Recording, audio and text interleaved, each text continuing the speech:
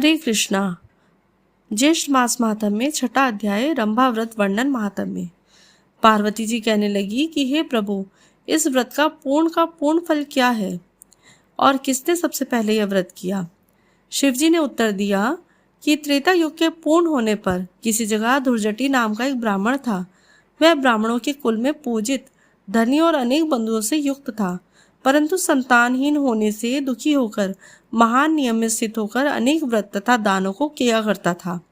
इस प्रकार व्रत आदि करते हुए बहुत समय के पश्चात उसको एक मनोहर कन्या उत्पन्न हुई।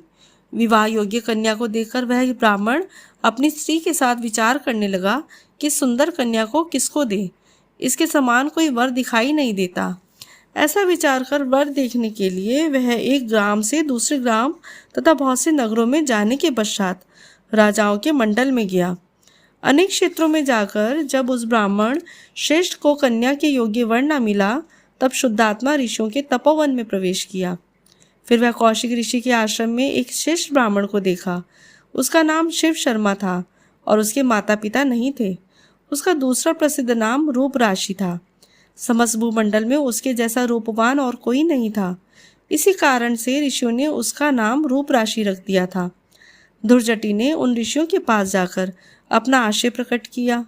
ऋषियों द्वारा विवाह प्रस्ताव का अनुमोदन करने पर वह शिव शर्मा को साथ लेकर हर्ष से प्रफुल्लित होकर नगर को आया और समस्त बंधुजनों को एकत्रित करके कन्या का विवाह शिव शर्मा के साथ कर दिया। पास ही रहने के लिए उसको घर दिया, गोधन और अनेक प्रकार की भेंट दिए तथा दूसरे ब्राह्मणों को भी बहुत सी दक्षिणा दी। शिव शर्मा सहित सुशीला और गुणवती के साथ प्रपंच जनित अपूर्व सुख का आनंद करने लगा। इसके बहुत समय पश्चात काल से प्रेरित वह शिव शर्मा ब्राह्मण समीधा के निमित्त वन को गया और उस वन के एक वृक्ष की छाया में जाकर बैठ गया। उसी समय शिव शर्मा को एक अजगर आकर निकल गया और किसी ने भी इस कार्य को नहीं देखा। तब सूर्य देव भी अस्त हो गए।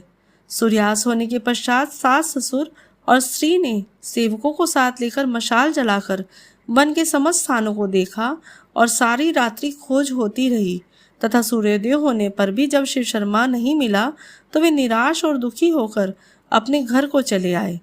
पतिव्रता गुणवती अपने पिता के घर में शोकाकुल होकर रहने लगी और नित्य देवता के पूजन में रत रहती थी। किसी दिन यह दैव योग से वहां पर नारद जी आ गए। गुणवती ने विधिवत नारद जी का पूजन किया और बारंबार उनको प्रणाम किया।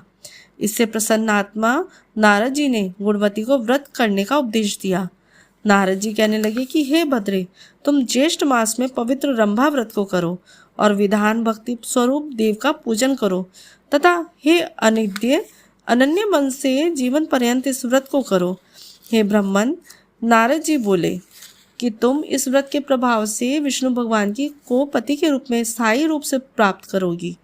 इस प्रकार नारद जी के उपदेश से वनवासिनी गुणवती ने केदली वन लगाया और नारद जी के कथानुसार समस्त कर्म को किया और इस प्रकार बहुत सा समय बीत जाने पर वह वृद्धावस्था को प्राप्त हो जा गई। उसी वन में मृत्यु होने पर विमान में बैठकर स्वर्ग को गई। जन्मांतर में उस व्रत की पुण्य राशि से भगवान विष्णु की वल्लभा तुलसी हुई। विष्णु भगवान को तुलसी से अधिक और कोई वस्तु प्रिय नहीं।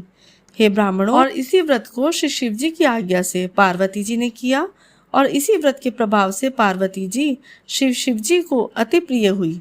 हे स्कंद जी, इस श्रेष्ठ मास के श्रेष्ठ महात्म्य को सुनकर प्रसन्न होकर ब्रह्म ऋषियों ने पुष्पों की माला तथा भूषणों से श्री स्कंद जी का पूजन किया, जो स्कंद जी पार्वती के आनंद कंद और 6 मुखों को धारण करने वाले हैं।